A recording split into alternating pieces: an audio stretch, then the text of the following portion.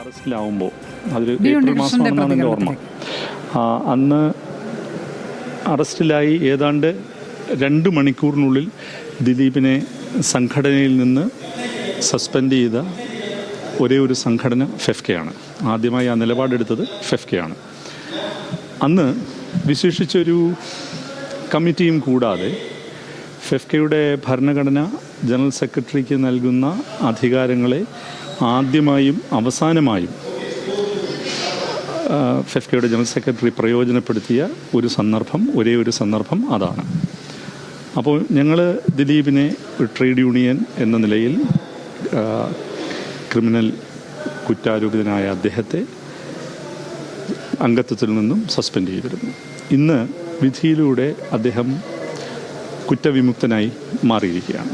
ആ സാഹചര്യത്തിൽ തീർച്ചയായും അദ്ദേഹത്തിൻ്റെ അംഗത്വത്തെ സംബന്ധിച്ചിട്ടുള്ള തുടർ നടപടികൾ എന്തായിരിക്കണമെന്ന് നമ്മൾ ഡയറക്ടേഴ്സ് യൂണിയനോട് ആലോചിക്കാൻ ആവശ്യപ്പെടുന്നുണ്ട്. അപ്പോൾ ആ വിഷയത്തിൽ ഡയറക്ടേഴ്സ് യൂണിയൻ ഒരു തീരുമാനമെടുക്കും.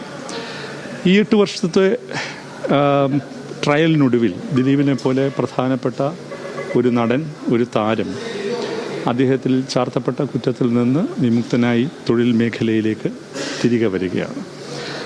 പക്ഷെ നമുക്കറിയാവുന്നതുപോലെ ഇത് കേവലം ഒരു അറസ്റ്റോ വിചാരണയുടെയോ മാത്രം പ്രശ്നമല്ല. മലയാള സിനിമ വ്യവസായത്തെ പല ചാലുകളിലേക്ക് തിരിച്ചുവിട്ട ഒരു സംഭവം കൂടിയാണ്.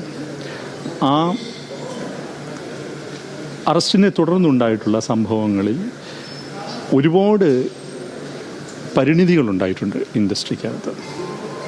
അതിനെ നമ്മൾ കാണാതെ പോകരുത്.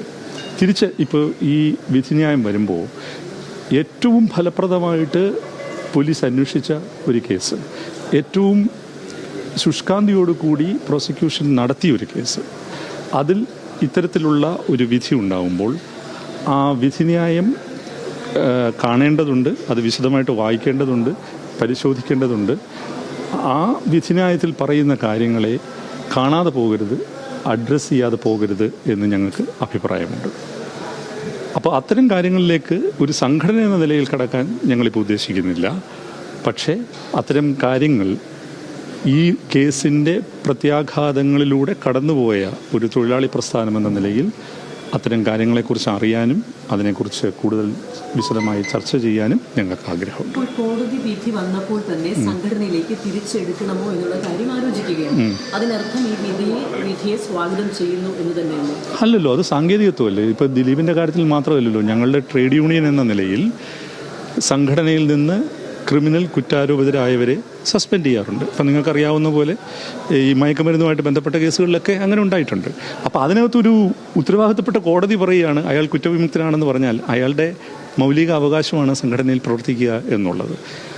അപ്പോൾ അവിടെ നിങ്ങൾ ശ്രദ്ധിക്കേണ്ട കാര്യം, അവിടെ ഞാനൊരു വിശേഷ അധികാരം ഉപയോഗിക്കുന്നില്ല. അത് സംഘടനയുടെ കമ്മിറ്റി ചർച്ച ചെയ്ത് ആ കാര്യം തീരുമാനിക്കട്ടെ എന്നുള്ളതാണ്.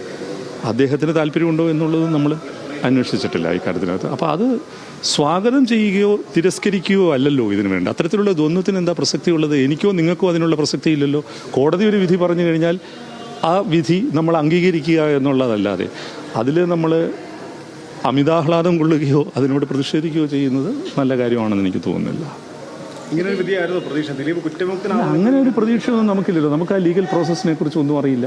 പക്ഷേ ഒരു കാര്യമുണ്ട്, ഇതിൻ്റെ ഒരു ഘട്ടത്തിലും ഇതുമായിട്ടുള്ള അന്വേഷണത്തോട് ഏതെങ്കിലും രീതിയിൽ മാറി നിൽക്കുന്ന ഒരു സാഹചര്യം ഉണ്ടാകരുത് എന്നുള്ളത് ഞങ്ങൾ ഉറപ്പുവരുത്തിയിട്ടുണ്ട്.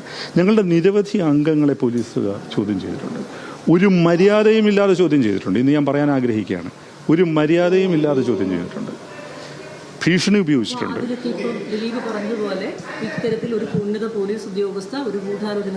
ദിലീപ് അങ്ങനെ പറഞ്ഞു എന്ന് പോലും എനിക്കറിയില്ല.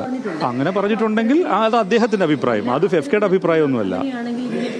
വളരെ ക്രൂരമായോ അല്ലെങ്കിൽ ഇത്തരത്തിൽ നിങ്ങളുടെ തൊഴിലാളി സംഘടനയിൽപ്പെട്ടവരെയൊക്കെ ഇങ്ങനെ ചോദ്യം ചെയ്ത് ബുദ്ധിമുട്ടിക്കുകയായിരുന്നോ പോലീസ് സംഘം?